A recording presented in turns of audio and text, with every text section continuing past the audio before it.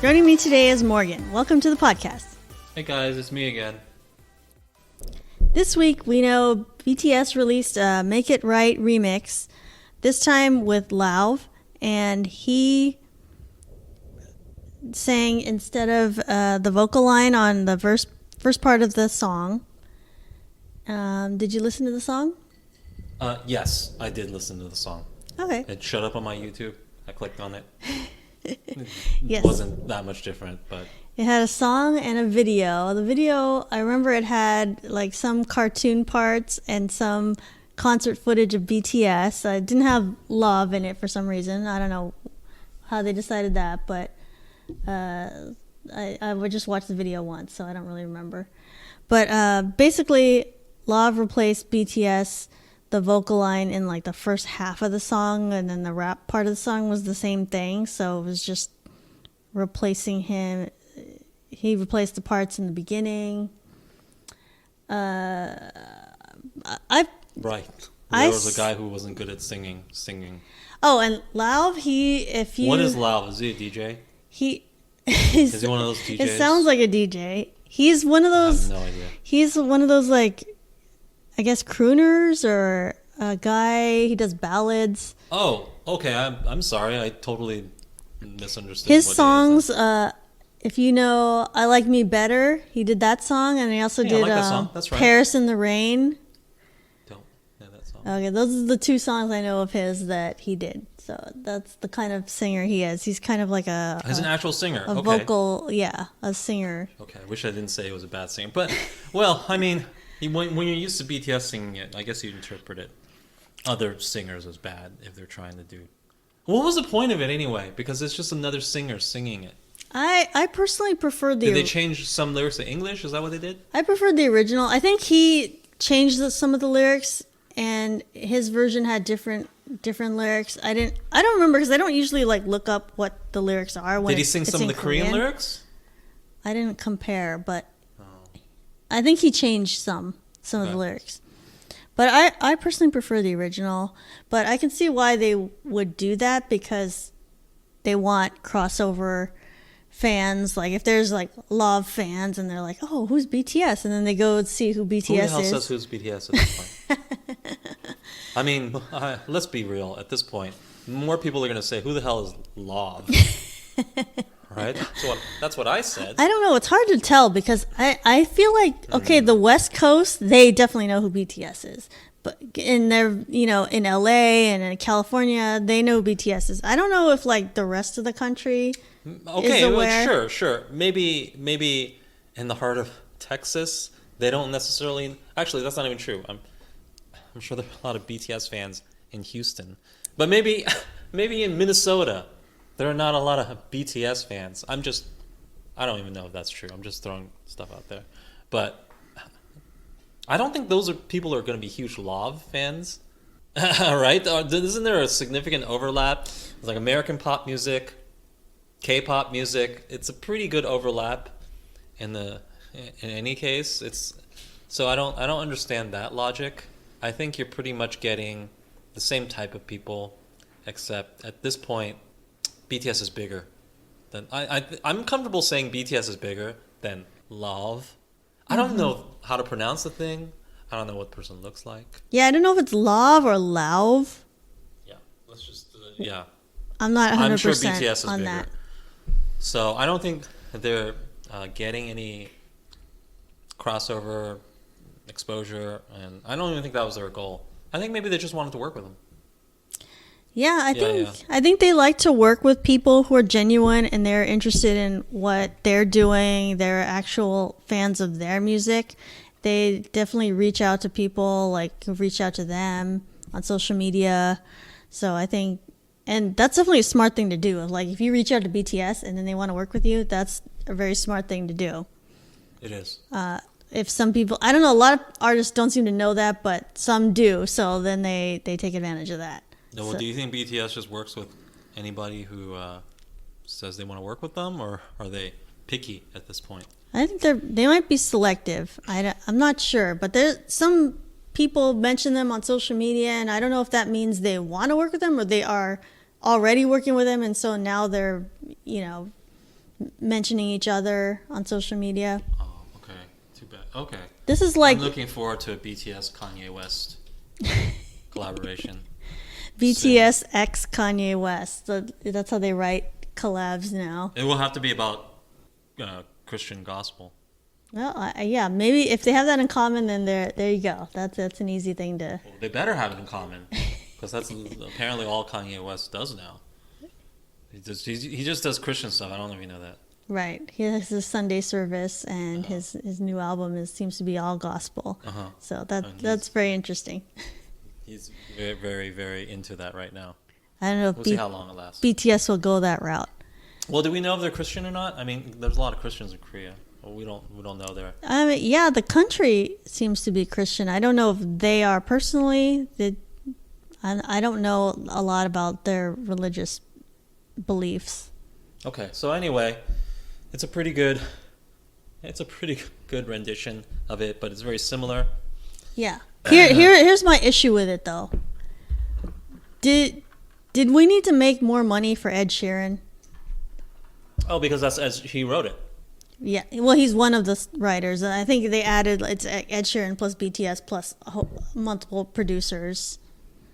I mean, no, need is a loaded word. No, he doesn't need more money, but like does Apple need more money? People just want to give Apple more money. They enjoy the product, right? So don't worry about it. If you enjoy the product, just consume it, and the appropriate people will make money off of it. Just don't worry about that part. Ed Sheeran is going to make a lot of money from the Make It Right remix and Make It Right original.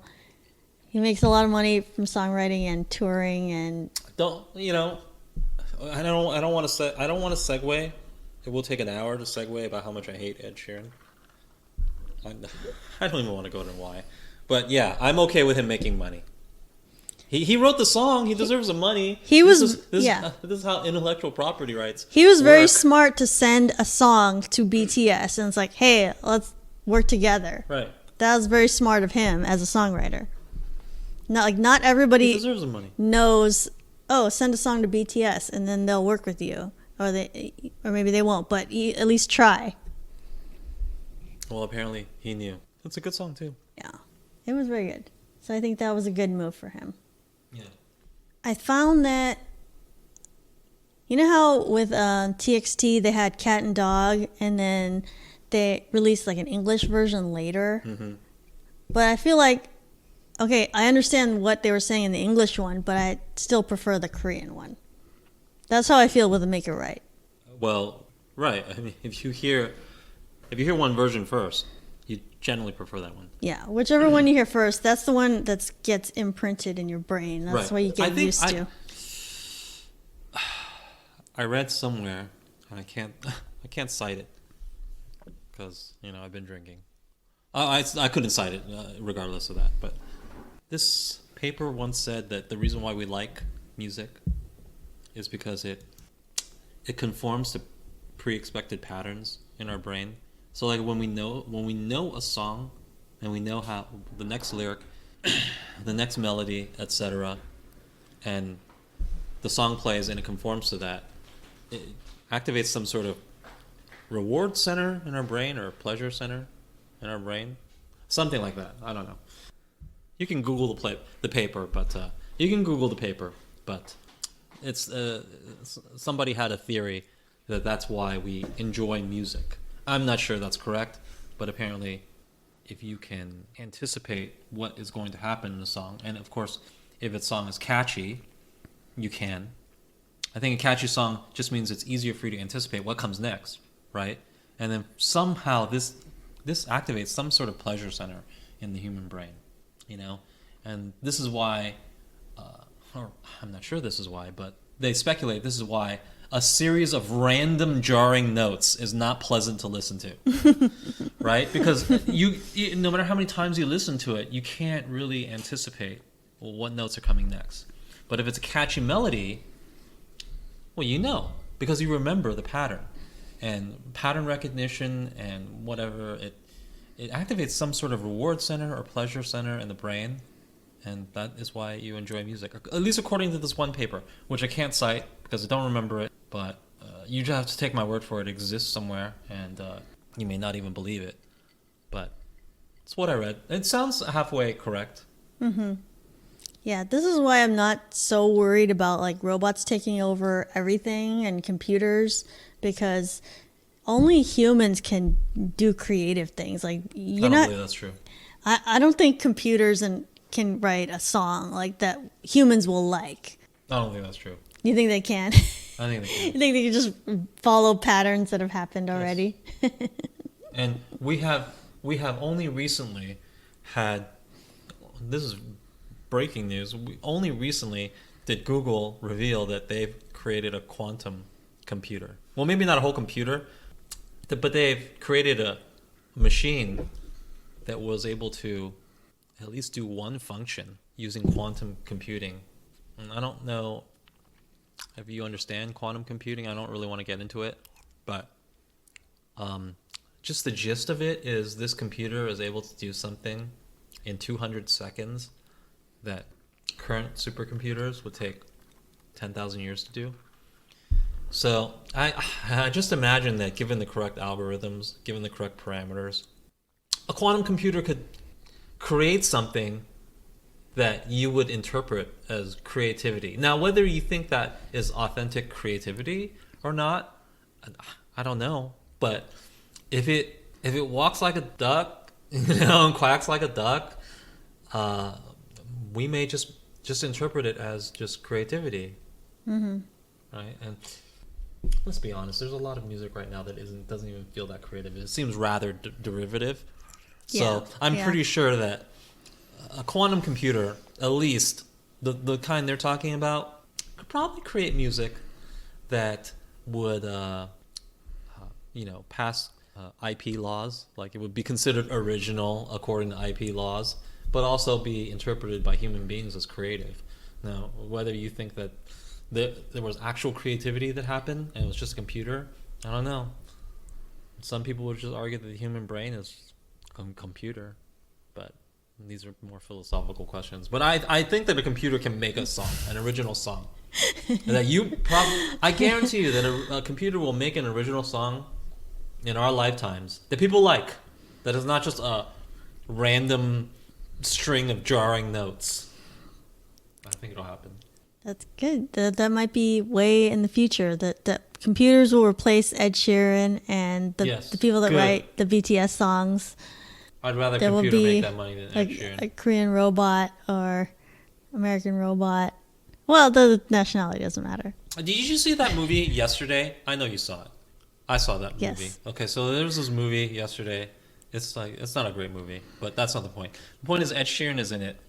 Okay. He is in it. Yes. Yeah, he's in it. He's playing himself.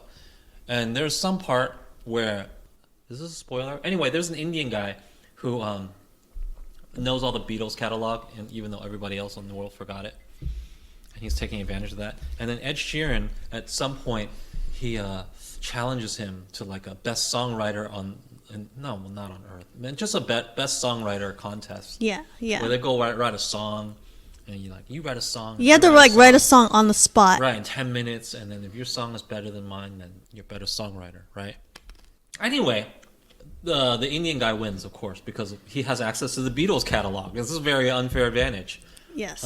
But then Ed Sheeran says, "Oh, I always knew that somebody would take my crown as the best songwriter in the world or something." I was thinking at that moment, wait, does this mean that in real life, Ed Sheeran thinks he's like the best songwriter in the world or something? Is this what he thinks of himself inside? I think that's what he thinks about himself. And I have to tell you that that's garbage. Ed Sheeran is not even close to the best songwriter. He has maybe four songs that he sings that I think are A, good, and B, can even remember. And I acknowledge that he's probably written at least four more that other people sing that I think are A, good, and B, remember. So that gives you maybe 8 songs, right? And I don't know, correct me if I'm wrong, but maybe somebody will correct me. Maybe they'll come out with a catalog of 100 songs. I don't think so. Okay, so maybe he's got 8 songs to his credit, which is not bad. It's very, very good. I think he's a good songwriter. But in this movie, he sort of portrays himself And as himself, he sort of pushes himself as the best songwriter in the world or something. No. He's good. Yeah. I don't agree. I don't agree. In the movie, it's like, oh, he's like legendary. Like he's like Quincy Jones or somebody who's like, historic. Who's historic? Well, David Foster. Yeah, somebody or Right. who's the guy that writes like Elton John songs? Like the other guy. Know. He has some no other idea. guy, but he paints himself as like that. I thought Elton John wrote his own song. No, it's him and then another guy. I don't know which person writes the lyrics and one writes the music. Okay. But he works with this one guy all the time. I don't even like Elton John, so let's move on. I only know that from the movie, but anyway. Did you watch the movie? Yeah. Oh, okay. But I knew that anyway. Was it Bernie Taupin that he always works with on music? I have no idea. I don't like Elton John songs, except for maybe 3 or 4. Anyway, that's maybe 5% of why I hate Ed Sheeran. Yeah. The other 95% really revolve around his appearance. So earlier we watched the BTS vlogs of when they were on their vacation, and each one of them recorded something on their vacation, which, number one, I don't think that's even right. It's like they're on their vacation. Like, why is Big Hit making them record something? Like, they're on vacation, so that's work. Do you understand like the difference between work and like vacation? I don't think that. Well, it's only 10. It was only about 10 minutes or so. Yeah, I guess they had the choice of picking. Oh, just record during whatever one event that of your choosing. We just saw very banal, every day. I'm fishing or I'm sightseeing or whatever. I'm sure they were doing a lot more fun stuff. Yes, they were doing. They didn't show us the good stuff. I'm sure there's like fun stuff happening off screen that we didn't see. Sure I we didn't guarantee see the good it. Stuff. Okay, so don't worry. I'm sure they have plenty of fun. I'm off just camera. angry that they had to do stuff in their off time. It's like their 35 days. Like, oh, we still have to do some work. We had to like record certain things. I'm not angry. I feel like this is the bargain. This is what they bargained for, and being so accessible in social media is part of why BTS got so big. Am I right? Mm-hmm. I mean, this is one of the things that set them apart. So this is just going to continue. It's just part of the bargain. It's only 10 edited minutes of, like I said, pretty mundane stuff. From what I saw, I was just working out or fishing on a boat or sightseeing. What I found interesting is that BTS can still, it seems like they can still be pretty anonymous in parts of the world. Not everybody recognizes them necessarily, so at least there's that, right? That's true. They can be, if they're in other countries, it's easier for them to be anonymous. They can just wear a hat and try to not look like somebody. In some countries, they'll say, oh, whatever, all Asians look the same, which they kind of do. I think in Korea, they'd be recognized immediately, but in other countries, they wouldn't. Not vacation in Korea. RM was in Venice, Italy, and Vienna. And his vacation looked really, really cool. No. Well, I guess I can understand they don't want a vacation together. They see each other all the time. So they don't necessarily want a vacation together. I get that. Yeah. That's very interesting. They all went separately to places. Right. Well, mostly. Some of them were together just for these videos. But RM, it looked like he had a really fun vacation. He was in Italy. That's like where I want to go. And he went to Vienna, Venice, and Copenhagen. Oh, okay. So that was his trip. That looked like a lot of fun. And it showed that he was like drinking beer on some of these. It was like, oh, he was drinking. Obviously he was drinking. I'm going to assume he was drinking more than the one glass that was shown. Bottom line, they went on vacation. Got it. Yes. We saw some of it. And then probably not the best parts. Yeah, we just saw like basic stuff. Yeah. Like Suga and Jin, they went on a fishing trip. They were in Korea. I guess there's a bay right there. There was a lot of ocean. I don't know. They were in like a really big Yeah, Korea boat. next to the ocean. Yeah. What was really funny is like they had to wake up really early in the morning. It was like 3:30, and then they show up and it's like, oh, we're here. We're gonna go on this big boat, and it goes to however many hours into the ocean, and then they do some fishing. They enjoy that, and then it's like later on it shows them eating some of the like raw fish. It looks really good, but it's like it doesn't show that any cleaning happened, so it looks like staff did all that and they did all the preparation. It's like, oh, it must be nice. If you don't know how to clean fish, then you shouldn't do it. I've been fishing. Yeah, I've been fishing before. It's not pleasant. It's like they did like the fun part. It was like the catching the fish part. Right. But cleaning fish is not fun. They had other people that were doing the like gutting the fish and cleaning the fish and like cutting it up and all that part of it. Yeah. With the not fun part, and then they got to enjoy like, oh, here's some like sashimi or whatever. So at least it was fresh fish. I thought that was funny. It's like when you're BTS, you can do that. You can have like staff and doing that whole part for you.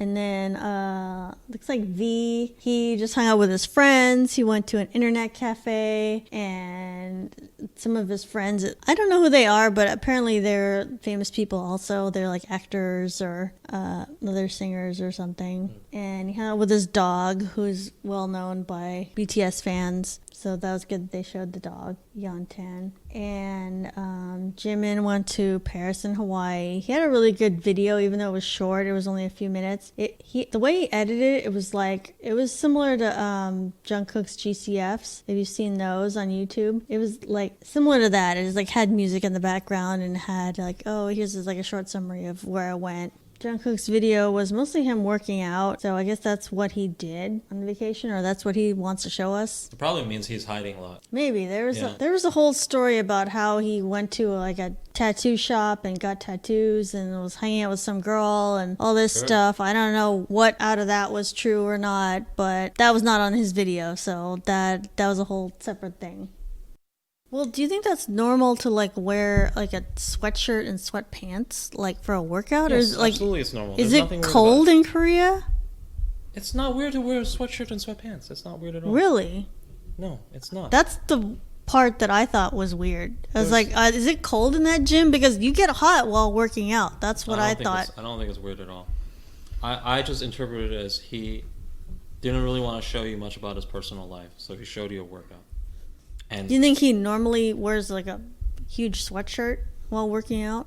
No, I can only guess. And say maybe people are more, I don't know, modest in Korea. I don't know. I guess I need more information about how people normally work out. Like, what do they wear? Because if it's in America, it's like women are wearing like a sports bra and yoga pants. It's like not that much clothing, and like a guy is going to be like shirtless and shorts, or shirtless and Korea. sweatpants. I don't know what gyms are like in Korea. Yeah, I don't know if it's a cultural difference or is it cold over there or what is the difference. But that's what I thought was weird. Is like, wow, he's wearing a lot of clothes for having a workout. I didn't think it was that weird. I just thought maybe, well, look at it this way. He was just working out for the camera, right? It didn't seem like a genuine workout. Like not a real workout. No. So, he was just wearing whatever he wanted to be on camera. That makes sense. And people also think he's trying to hide like tattoos that are like on his arm. Like he might have a sleeve now. Like we don't even know because he had a sweatshirt on. Possibly. I would imagine that's hard to hide. He's going to have to show his arm at some point. Well, they saw like his hand and it had some tattoos, but they were like, oh, that's not permanent. But maybe he has more that is permanent on his so what if he has tattoos? Is it still like a big thing in Korea? I don't know. They don't really admit when they have them. We're going to see his arm at some point. Let's be realistic. We're going to see his arm. People are going to know. So if you got a sleeve, we're going to know. Just let it out there. The other recent news with Jungkook is that he got a haircut on October 13th. Well, he posted a picture on October 13th. I don't know if that's when he got the actual haircut, but he got a haircut. That was a big deal to a lot of people. I heard that some fans were unhappy that he had long hair. Was it really that big of a deal to fans? Some of them wanted him to keep it growing. Like they wanted it to be like really long, like so he could like have a man bun and have a ponytail. And okay. I think that would be interesting. There were some, that That's what's crazy is like some were like, oh, why did you cut it? Whether you forced to by a big hit or did you just want to because it got long enough? It was like pretty long already. It was like John Wick level. So I think it was time. I think it'd be interesting just because other people have short hair. So to differentiate a little bit, I wouldn't mind it at all. I don't think he was forced because you see like there's K-pop singers that have longer hair than that. I think he cut his hair. He was like, oh, it's time for a haircut. He grew it because he wanted to. I think he cut it because he wanted to. Yeah. I don't think it's a big deal. I think some people who care a lot, they might have a problem. Yeah. The only thing that sucks is like some people were like, don't tell him what to do. It's like no one's telling him what to do. It's like we just think there's people that think he looks better with shorter hair, or some people that think he looks better with longer hair. And everybody has an opinion, so that's how it is. Like everybody. I think he should have kept his long hair. just to differentiate. Keep growing it.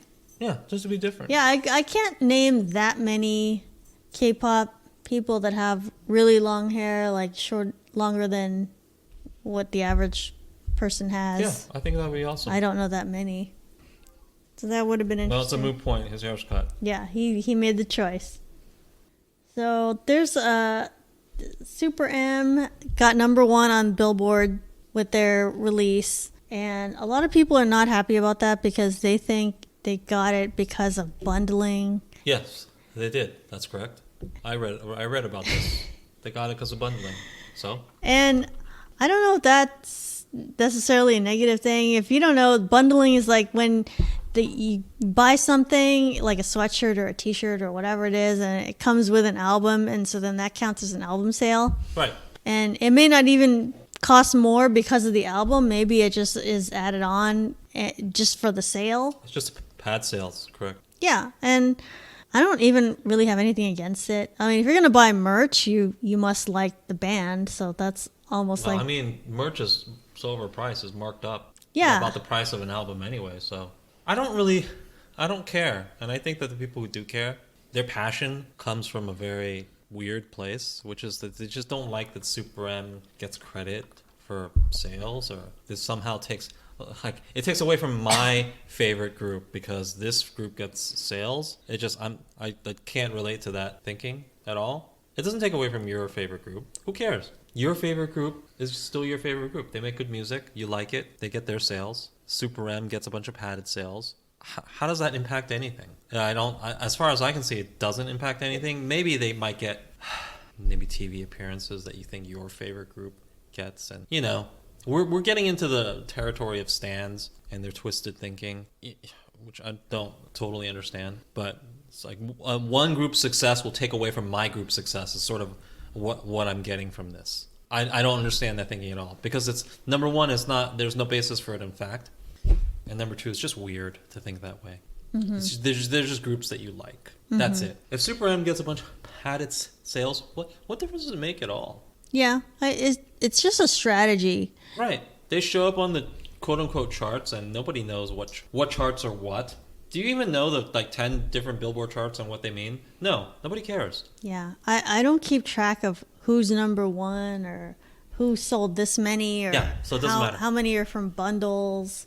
It doesn't matter. It's not cheating because they didn't cheat anybody. Nobody was cheated out of anything, right? If anything, all they did was theoretically sacrifice some revenue because they gave out albums that maybe people would have bought otherwise.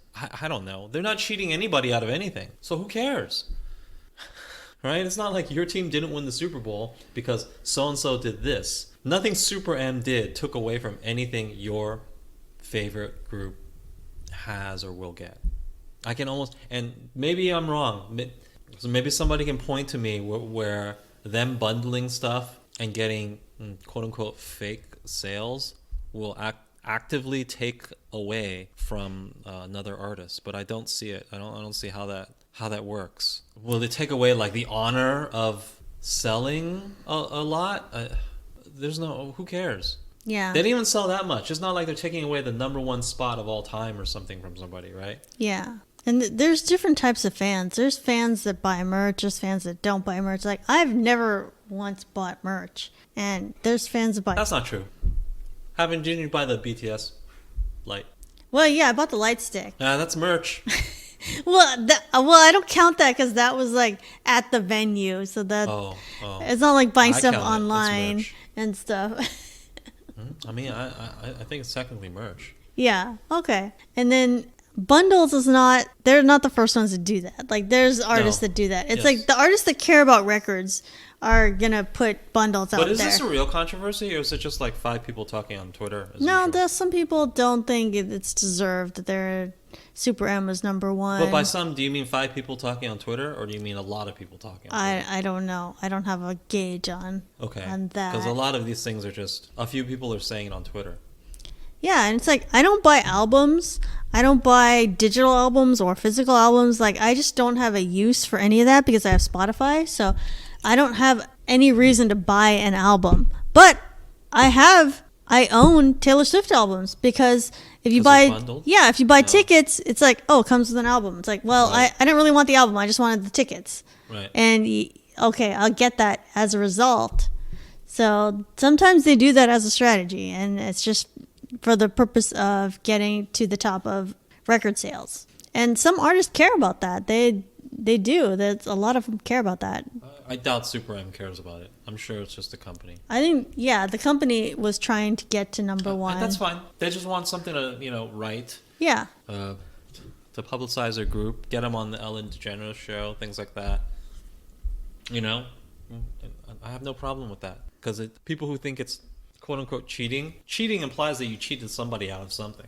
Even if it's just straight up underhanded lying stuff that they're pulling here. They didn't cheat anybody else out of anything. So I don't see what the issue is. Yeah, I agree. I think if you are purchasing something, you know what you're getting XYZ products, and you know that, so that's not cheating. You're a consumer and that's what you're buying, and that's it. That's fine. And I think they wanted that record, and maybe they got the number one that week. That's fine. Just in the long run, I don't know if that's great for Super M because I don't know how much support they have. But, if they go on tour, you'll see, how much ticket sales are and how much their merch sales are. So that will show in the long run how much support they have. If they come through my area, I might go see Super M. Yeah, and they sound pretty good. Thank you to our guest, Morgan. You can find BTS Happy Hour on Apple Podcasts, Spotify, Google Play, Stitcher, and Podbean. New episodes will be up on Monday. Thumbs up, leave a review. Follow us on Twitter at OurBTS. That's at HOURBTS. Until next time, this has been the BTS Happy Hour. Thanks for listening, and remember, make every hour a happy one.